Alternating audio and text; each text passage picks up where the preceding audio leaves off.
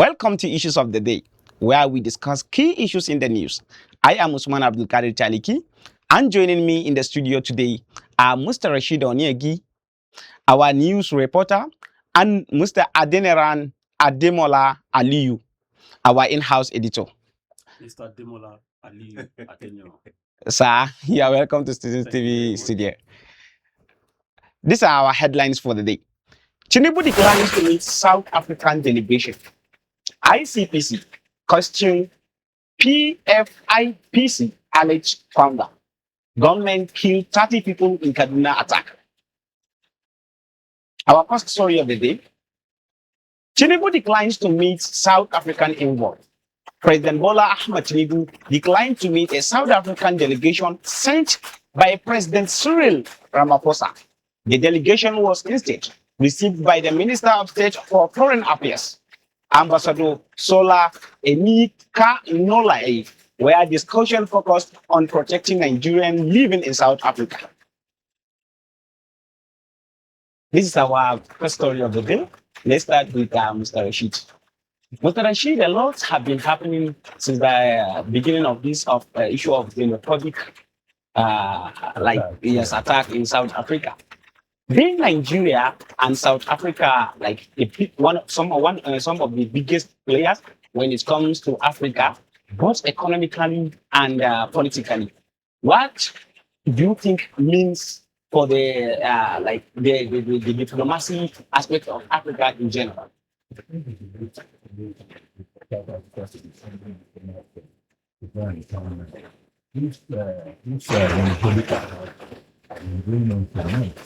And that's not just the first time.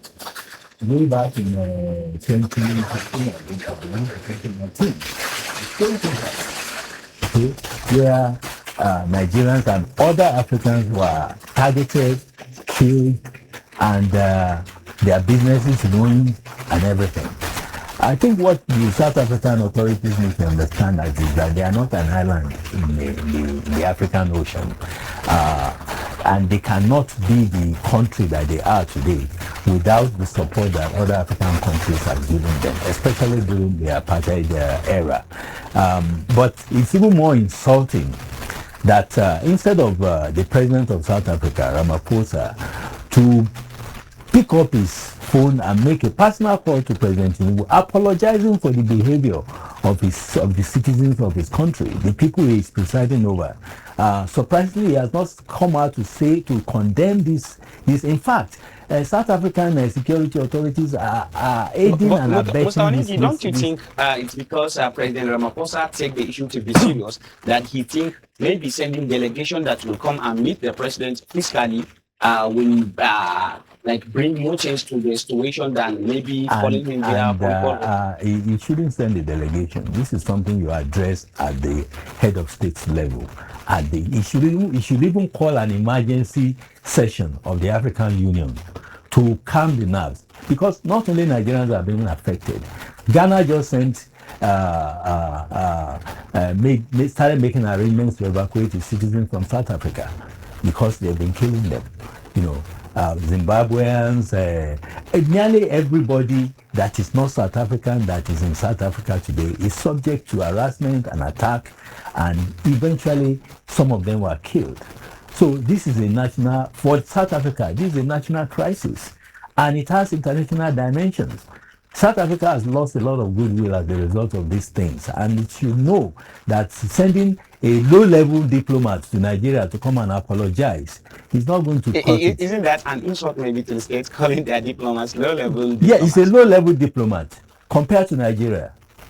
And that is why President Tinubu did the right thing. He not only not giving him audience, he actually didn't even send the foreign affairs minister to go and talk to him. He sent him to an equally low-level minister of state. Maybe let's hear Mr. Aliyu input on also the same matter. Mr. Aliyu, do you think maybe you have heard there maybe what Mr.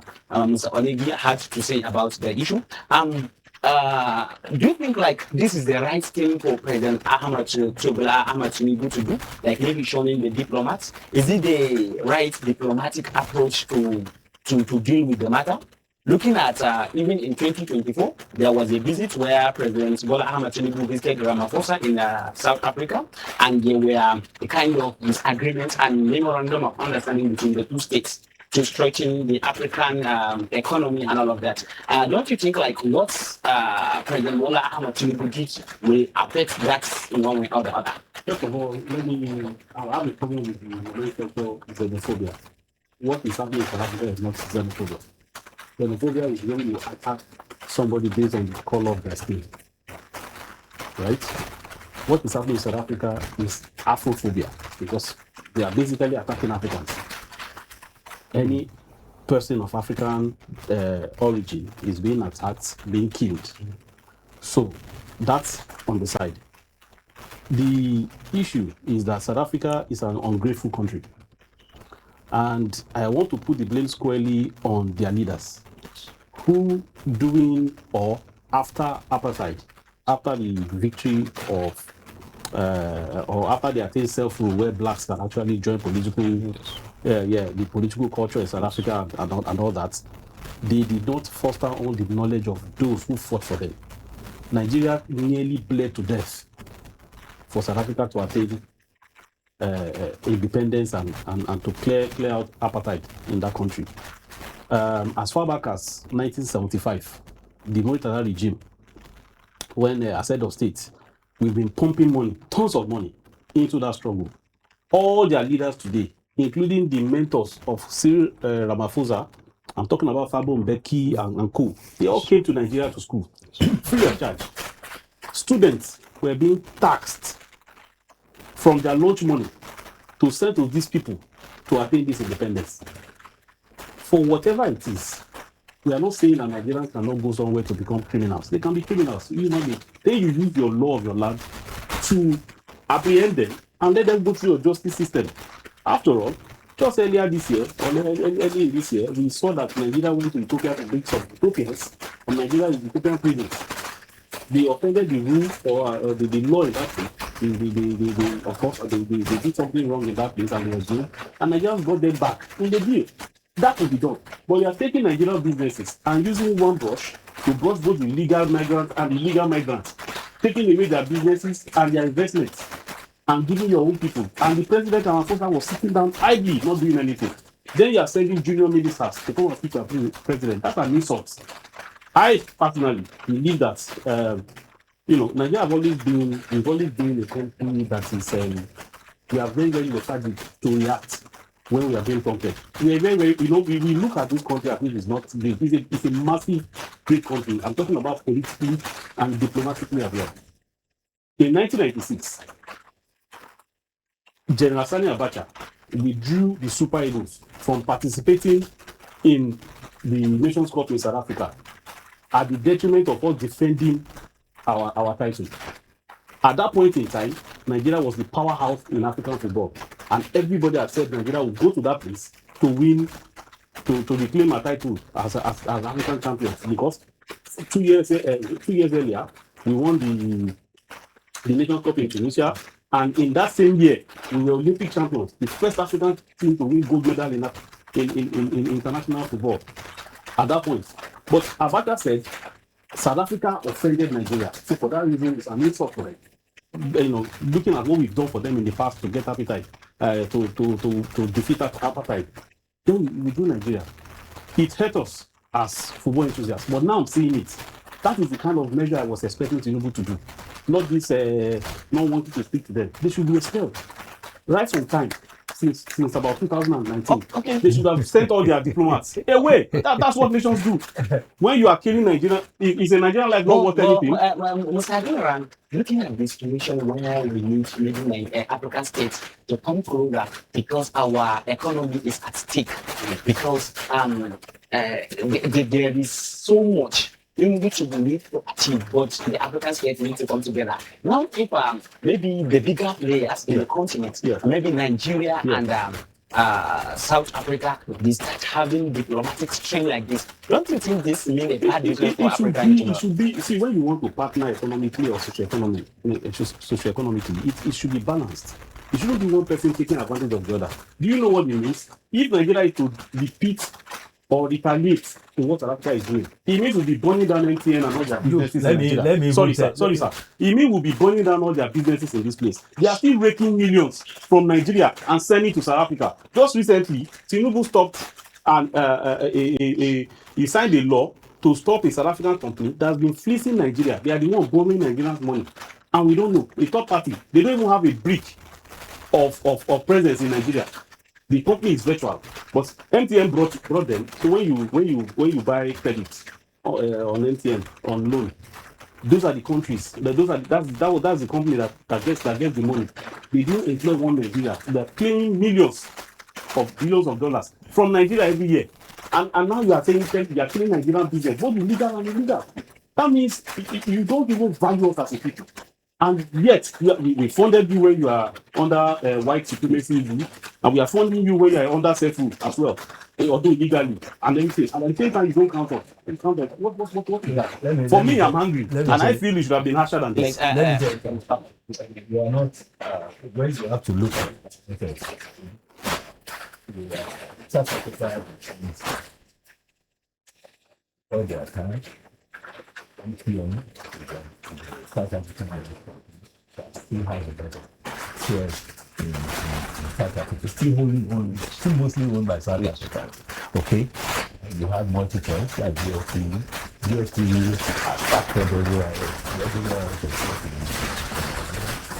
so we have a lot leverage that we can exercise when it comes to retaliation, but Nigeria being the so-called giant of Africa, which I think is a well-deserved name. Yes. We are not only the largest nation in terms of population, we are almost nearly now the biggest economy in Africa, and we have focus.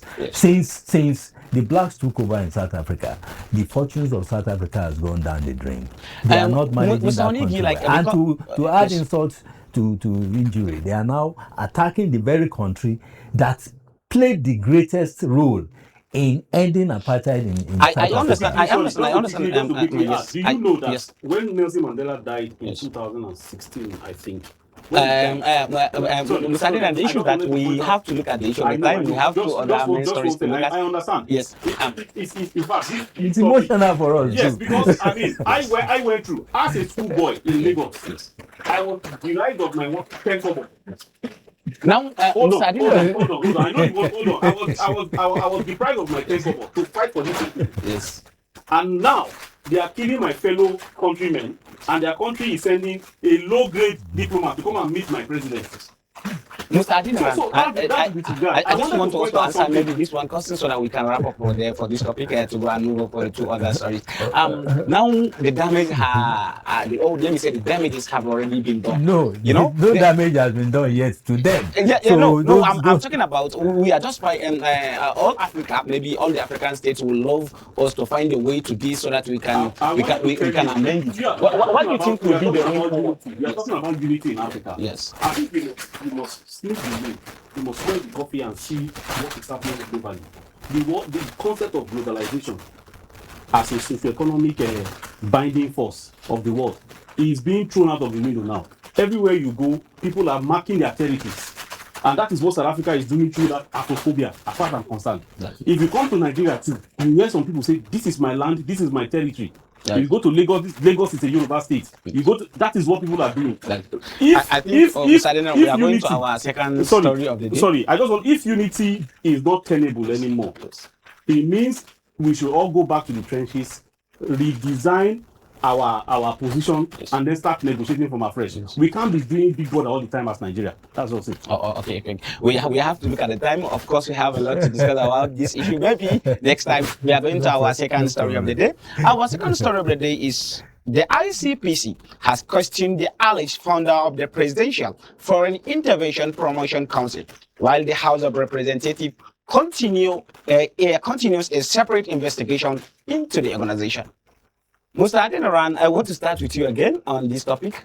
This is the issue of Adeniyi that has been going on. An alleged, the Director General of the supposed to be fake presidential press data This issue has been ongoing. Now the ICPC has started, they launched investigation into the matter. Though also the House of Representatives under her Speaker Tajuddin, they also maybe yes, set up an investigation committee that has already started investigating into an issue. What do you think of the issue so far? I think he who asserts must come out to prove. He is the one who said he paid certain people money. He is the one who said the Chief of Staff's office approved of his position.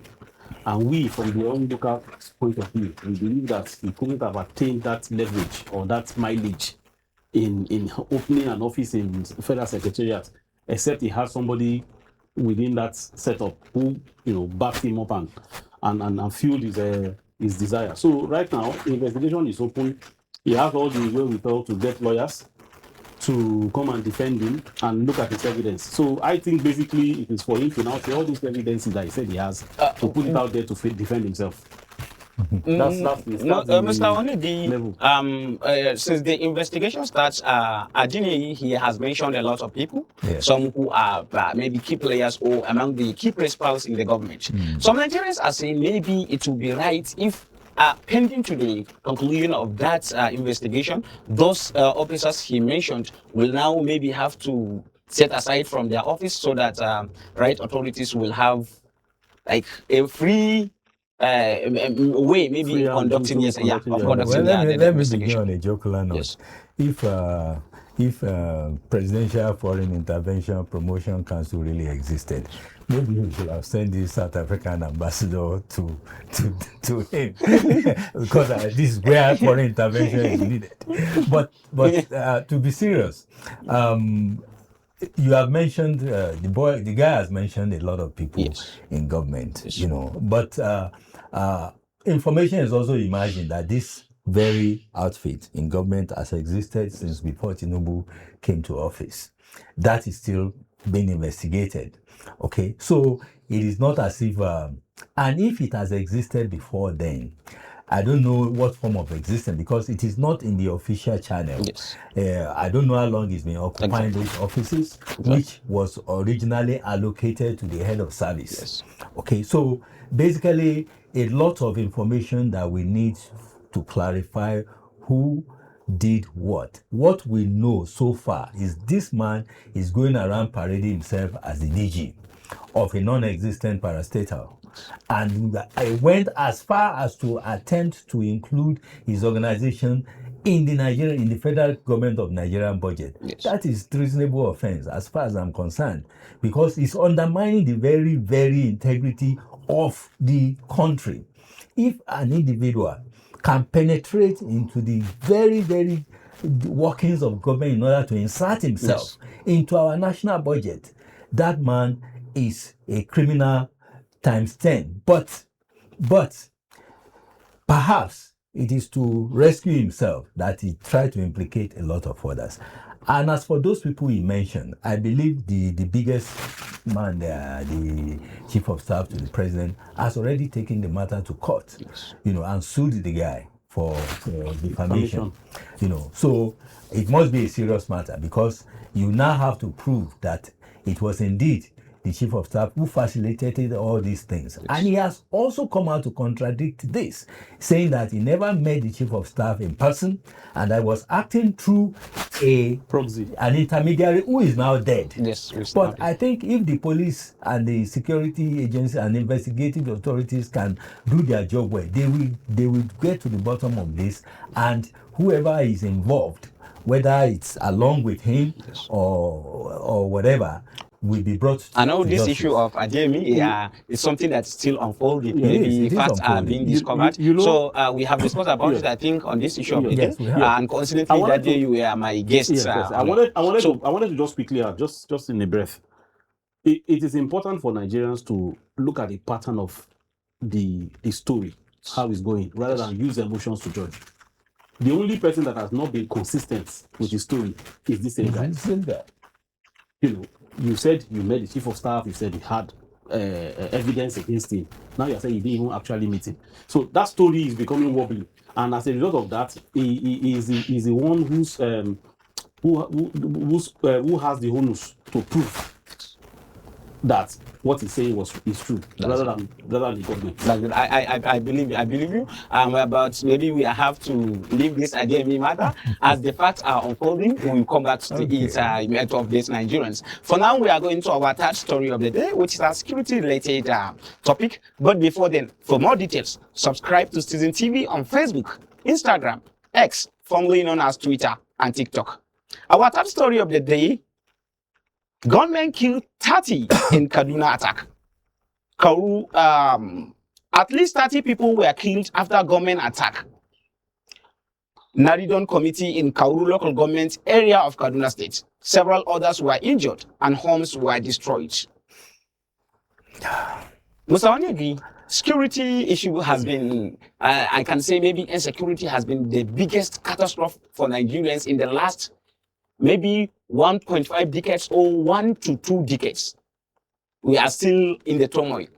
And today we also wake up with a very disheartening story whereby in Kauru from Kaduna State, government killed 30 people. What do you think has been the reason for this persistent insecurity issue in Nigeria? Well, I've been a resident of Kaduna State for more than 40 years.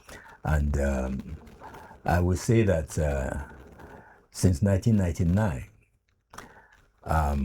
it's very unfortunate that Kaduna State, which used to be known as the liberal state in Nigeria, precisely because it is a state that embraces all comers. Kaduna City, to be precise, is perhaps the first purpose-made city in Nigeria. It's like Abuja. It's exactly like Abuja. Kaduna City did not exist before it was created by the colonial masters. Okay, that's why Kaduna State is probably one of the only big cities in the north that does not have an emir. Okay? Yes. It does not have an emir. We have descended from that of being the liberal state, now it's the education state, descended to that into almost unimaginable violence, starting from 1999, February to 2020, sorry, from in February 21st, 2020, when the first crisis, they call it the Sharia crisis, but I think it is something that is indicative of the pent-up tensions that have been there right through the IBB Abacha period that has been unresolved. And politics, democratic politics merely added fuel to the flame. Okay. There were about 2-3 crises following that before everything descended into all these, local reprisal attacks between communities. Southern Kaduna itself is composed of many tribes. So at this point, we cannot really say whether this is being perpetrated by Fulani herdsmen or other tribes attacking other tribes.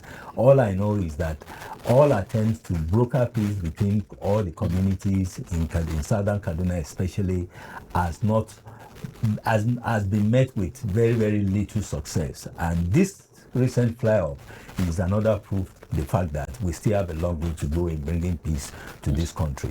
I am it's very unfortunate, and I really feel for the families of the deceased. 30 people is no joke. It's not joke. I mean, a lot of things are invested. That's in great, Mr. Rashid. I also like to hear from Mr. Ademiran. Mr. Ademiran, we know normally it becomes maybe a norm for Nigerian politicians to start campaigning with insecurity issue whenever the election is approaching. Now that maybe the issue of this insecurity are intensifying in the northern part of the country and even some parts of the southern part of the country with abduction, killing of people, what do you think there might be maybe some involvement of maybe some political shenanigans, or what do you think? I think insecurity has become, or rather became persistence in Nigeria, mainly because of the high value that we attach to it in terms of monetary value. It's a criminal offense that has brought so much money to people. It has turned people to millionaires, if not billionaires. and the elite of the society too. They are part and parcel, either gaining, through this process as well.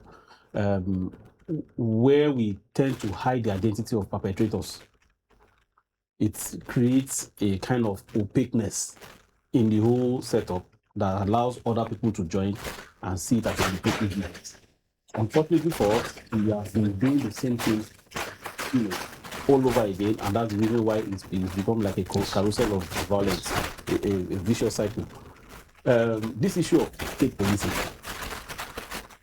after we've made a hoopla over the matter in the last, I think, 3-4 weeks, we've piped it down a bit. Yes, I understand. You I know think, what I'm yes, I understand. You get my But point. Mr. Adenaran, I think we have to make it Oh, issue okay. because of our time factor. Okay. And now we will take just one question so that we will wrap up and call it a day. Mr. Onigi. You didn't give me time to talk much. Yes, it's because of right. we don't have sufficient time. Okay. Maybe next time. Mr. Rashid, let's talk about maybe governments. Though we know this insecurity is persistent because of many factors. There are several factors in play. But do you think, like the current administration, in terms of security, are they doing enough? We have not addressed the triggers of violence and conflict in Nigeria. Of course, that's why I mentioned that. Yes. We know that the insecurity is born out of factors.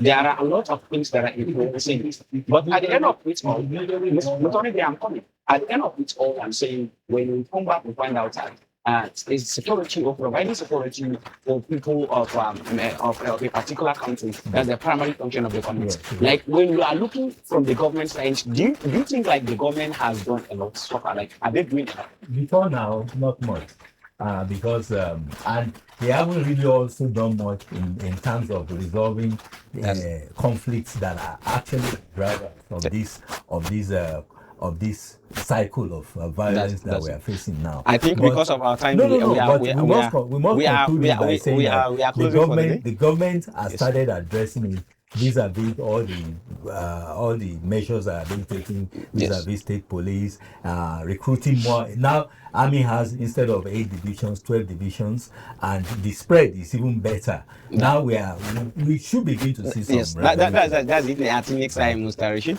we are rounding up for the day. This is the end of the issues of the day, where we have a engaging conversation with my guests, Mr. Rashid Onegi and Mr. Ademola Aliyu Adenaran. I am Usman Abdikari Taliki, and follow Citizen TV on all social media platforms for more engaging and thought-provoking news like this. Thank you.